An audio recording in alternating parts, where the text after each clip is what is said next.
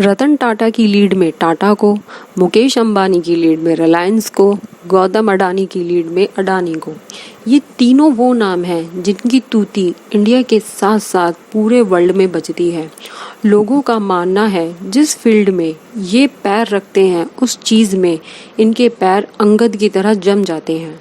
लेकिन क्यों इतनी बड़ी बड़ी कंपनियां होने के बाद भी कोई भी इंडियन कंपनी इंडिया में आज तक स्मार्टफोन बनाने में सफल नहीं हो पाई है?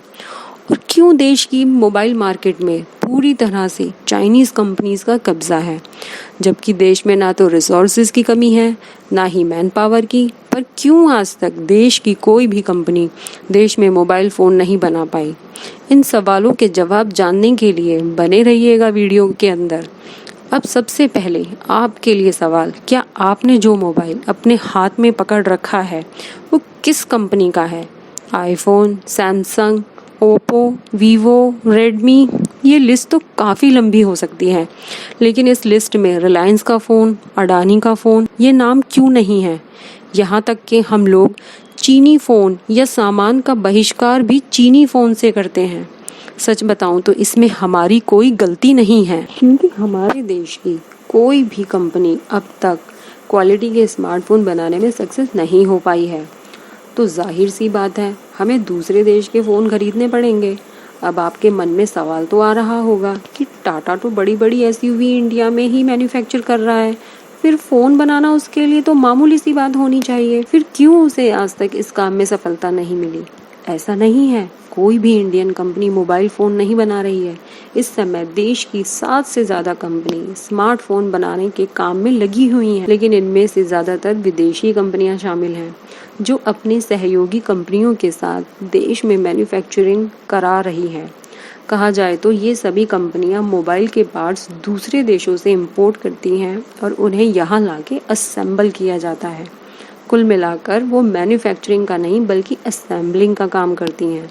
अब चलिए इसे थोड़ा डिटेल में समझने की कोशिश करते हैं।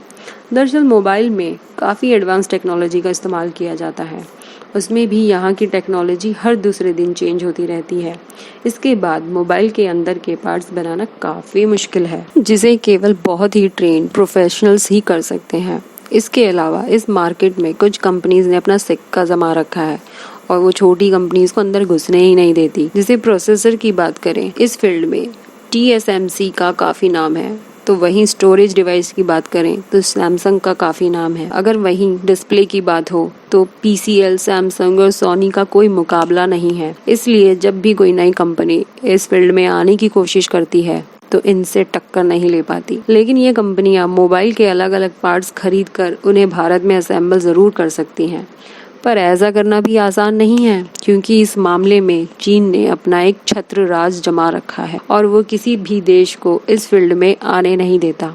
अगर कोई कंपनी कोशिश भी करती है तो चीन उनके रास्ते में रुकावट खड़ी कर देता है। उनके पास पैसा भी बहुत है, इसीलिए नई कंपनी को डाउन करने के लिए मार्केट में रेट गिरा देते हैं, जिससे सामने वाली कंपनी धराशायी हो जाती है और उसका प्रोडक्ट मार्केट से साफ हो जाता है, जिसकी वजह से उसकी कीमत काफ़ी बढ़ जाती है और ऐसे में वो दूसरी कंपनी के फ़ोन का मुकाबला नहीं कर सकते।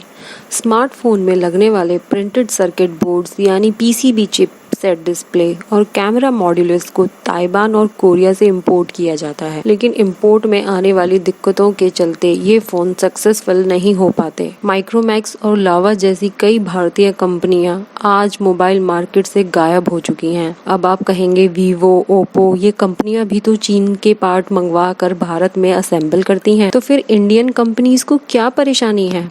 असल में ओप्पो या वीवो दोनों ही चाइनीज़ कंपनी हैं, तो भले ही वो असेंबलिंग यहाँ करवा रही हो, लेकिन उनकी जड़ें तो चीन में ही हैं। इसीलिए चीन से इन्हें मोबाइल पार्ट्स लाना सस्ता पड़ता है। अगर वो इंडियन कंपनी ये काम करने की कोशिश करेंगी तो उन्हें इन कंपनियों से कई ज़्यादा खर्च करना पड़ेगा। भारत में मोबाइल मैन्युफैक्चरिंग अभी तक क्यों संभव नहीं हो पाए, इसके पीछे बड़ी वजह ये भी है कि भारत एक सॉफ्टवेयर मैन्युफैक्चरिंग देश है, ना कि हार्डवेयर मैन्युफैक्चरिंग देश।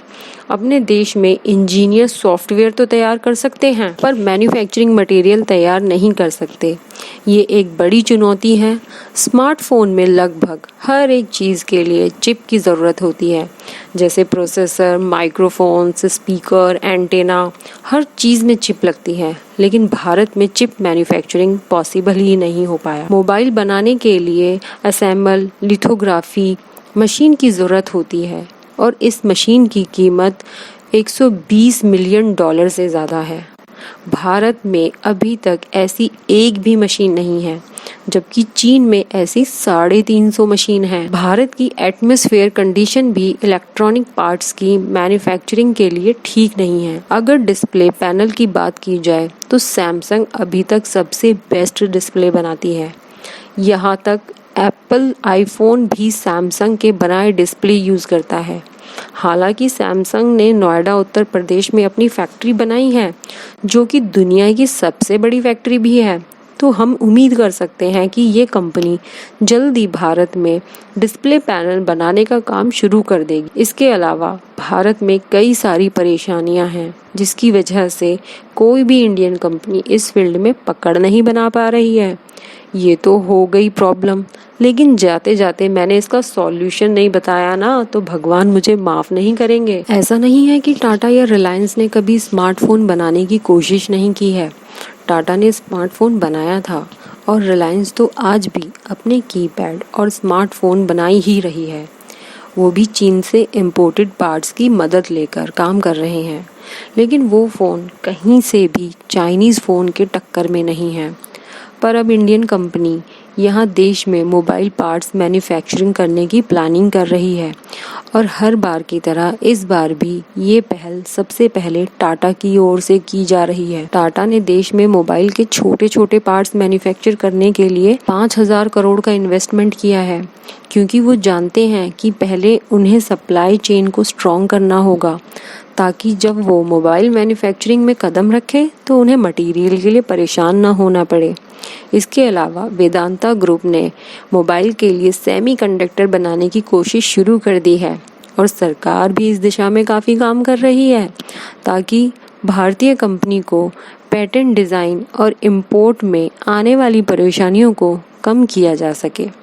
इन सबको देखा जाए तो देश में मोबाइल मैन्युफैक्चरिंग प्रोग्रेस दिखने के आसार तो बहुत मजबूत हैं, और जब एक बार इंडिया में मोबाइल पार्ट्स की मैन्युफैक्चरिंग स्टार्ट हो जाएगी तो देश की मोबाइल कंपनीज को चीन से पार्ट्स खरीदने की ज़रूरत नहीं पड़ेगी, जिस वजह से इंपोर्ट में लगने वाला कॉस्ट बच जाएगी, जिससे मोबाइल की मैन्युफैक्चरिंग कॉस्ट कम होगी और मोबाइल के प्राइसेस भी काफ़ी कम हो जाएंगे। और अगर ऐसा हुआ तो इंडियन कंपनीज भी चाइना की कंपनीज का मुकाबला कर पाएंगी और मोबाइल मार्केट में इनकी एक नई पहचान बनेगी। लेकिन ये सब किस तरह पॉसिबल हो पाएगा, ये तो आगे आने वाले सालों में पता चल जाएगा, और तब तक हमें अपना काम चाइनीज़ फ़ोन से ही चलाना पड़ेगा। वैसे आप किस कंट्री के स्मार्टफोन से ये वीडियो देख रहे हैं, हमें कमेंट करके ज़रूर बताएं। वीडियो अगर पसंद आई तो उसे लाइक और शेयर ज़रूर कर दें और चैनल को सब्सक्राइब करना ना भूलें।